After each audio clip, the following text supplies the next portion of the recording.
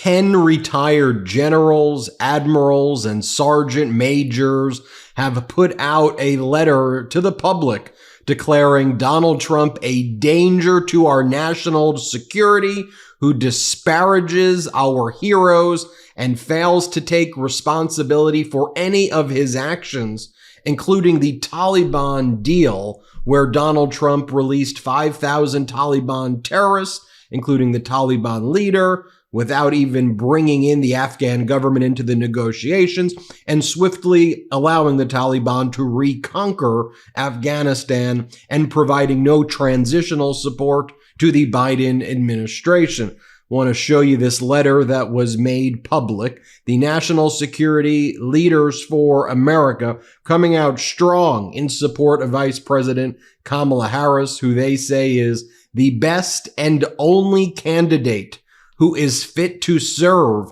as our commander-in-chief. I just want you to think about it. I mean, normally in a presidential election before Trump, you would have both candidates who were at least fit to serve as a commander-in-chief. Now, they may have different policies, and we, the people, may have strong preferences for this candidate or that candidate. But really never before in American history is this unique moment where our top retired military generals and leaders are saying that only one of the candidates is actually fit to serve. And I think it's a great point because let's face it too, Donald Trump would not be able to get a security clearance as a convicted felon, nor would Donald Trump be able to get most positions at any company at all, large, medium, or small in the United States, including nonprofit entities, or even be allowed into social gatherings. Yet he's found a home in taking over the Republican Party. Here's the letter. Goes on to say, Vice President, this is from the generals, Vice President Kamala Harris is the best and only presidential candidate in this race who is fit to serve as our commander-in-chief. She has demonstrated her ability to take on the most difficult national security challenges in the Situation Room and on the international stage, from rallying our allies against Russia's brutal invasion of Ukraine to standing shoulder to shoulder with our allies in the Indo-Pacific against China's provocative actions, to advancing U.S. leadership on space and artificial intelligence. She is a steadfast supporter of service members, veterans, their families, caregivers, and survivors. She has met with our service members all around the world, from NATO's eastern flank to the Korean DMZ. She has spoken repeatedly about the extraordinary skill, discipline, and dedication of our armed services, and she will make sure the United States honors its sacred commitment to those who defend our freedoms and our way of life, including protecting the benefits they earned when they return from service. Frankly stated, Donald Trump is a danger to our national security and our democracy. His own former national security advisors, defense secretaries, and chiefs of staff has said so. He continually disrespects those who serve in uniform, including wounded warriors, prisoners of war, and those who have made the ultimate sacrifice. He disparaged fallen heroes as suckers and losers, and insulted the heroic service of the late Senator John McCain. At his core, he does not understand selfless service and sacrifice, and he should never be allowed to again serve as commander-in-chief of the greatest fighting force in the world. He repeatedly fails to take responsibility for his own role in putting service members in harm's way. Without involving the Afghan government, he and his administration negotiated a deal with the Taliban that freed 5,000 Taliban fighters and allowed them to return to the battlefield. Then he left President Biden and Vice President Harris with no plans to execute a withdrawal and with little time to do so. This chaotic approach severely hindered the Biden-Harris administration's ability to execute the most orderly withdrawal possible and to put our service members and our allies at risk. Nevertheless, President Biden, with the support of Vice President Harris, ended America's longest war, oversaw the largest airlift in U.S. history, and brought our troops home. Our service members and their loved ones deserve a president with the temperament and track record to serve as commander-in-chief, one who is willing to make tough decisions, who takes accountability, and who always has our back. That leader is Kamala Harris, and it's signed by Admiral Steve Abbott.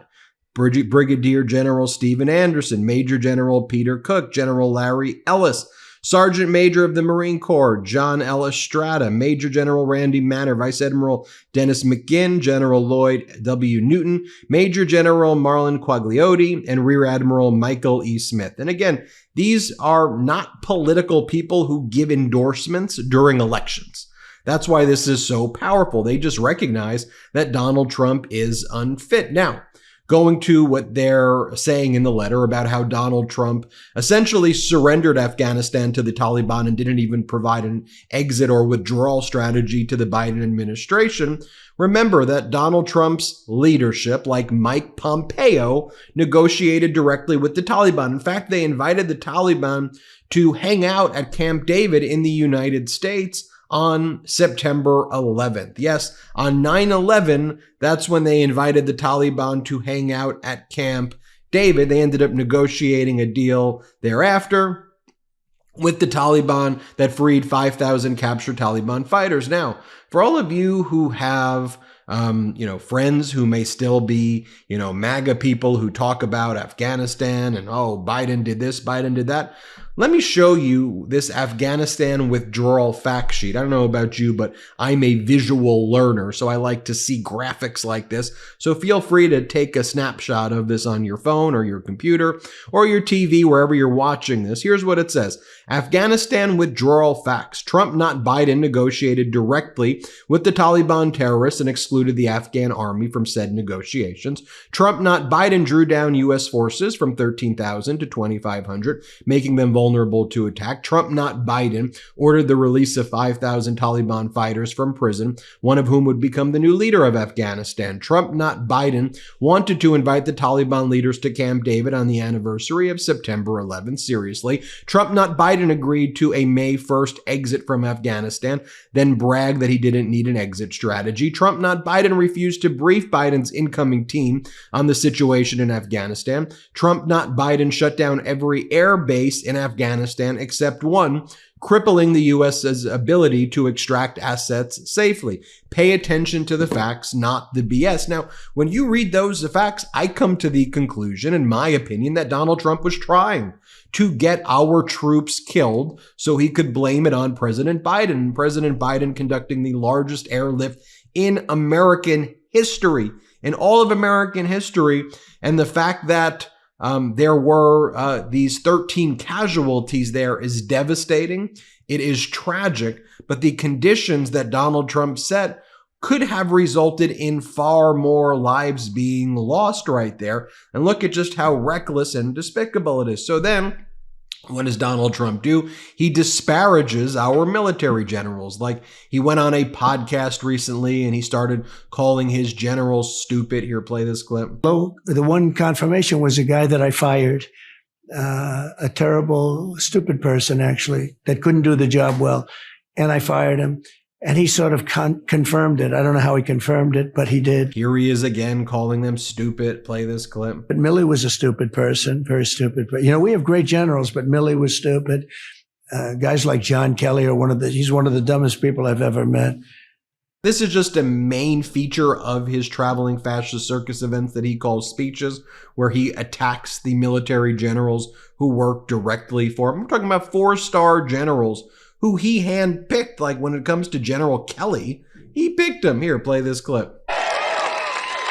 General Kane, right? Raisin Kane. You know that story, Raisin Kane. He was great general, real general, not the television. We have a lot of television generals. They're no good. Like Milley. How about Milley? We had some, like the dumbest of them all, General Kelly. He didn't know. He was lost in the White House. That poor guy didn't know what the hell was happening. He was like we used to call him a lost soul. So that is who Donald Trump is. That is the type of behavior that he's engaged in. And I think it's important that I share with you, though, you saw those clips of Donald Trump, but this is what General Milley said upon his retirement about America not being a nation of authoritarians. Here, play this clip. To a country. We don't take an oath to a tribe. We don't take an oath to a religion. We don't take an oath to a king or a queen or to a tyrant or a dictator. And we don't take an oath to a wannabe dictator. We don't take an oath to an individual. We take an oath to the Constitution, and we take an oath to the idea that it's America, and we're willing to die to protect it. Every soldier, sailor, airman, Marine, Guardian, and Coast Guardsman, each of us commits our very life to protect and defend that document, regardless of personal price. So yes, Donald Trump is not fit. And I'll give you one more data point here as well. Donald Trump makes these selfie videos of himself, saying that the biggest threat to America is Americans, saying that he wants to disband NATO. This is a selfie video that he made. Here, play this clip. At home, the State Department, the defense bureaucracy, the intelligence services, and all of the rest need to be completely overhauled and reconstituted to fire the deep staters and put America first. We have to put America first. Finally, we have to finish the process we began under my administration of fundamentally reevaluating NATO's purpose and NATO's mission. Our foreign policy establishment keeps trying to pull the world into conflict with a nuclear-armed Russia based on the lie that Russia represents our greatest threat. But the greatest threat to Western civilization today is not Russia. It's probably, more than anything else, ourselves and some of the horrible USA-hating people that represent us. So yes, he is unfit by the very definition of fitness to serve. And he doesn't want to serve. He wants to serve himself only. Hit subscribe. Let's get to 4 million together. Thanks for watching. Love this video? Make sure you stay up to date on the latest breaking news and all things Midas by signing up to the MeidasTouch newsletter at MeidasTouch.com/newsletter.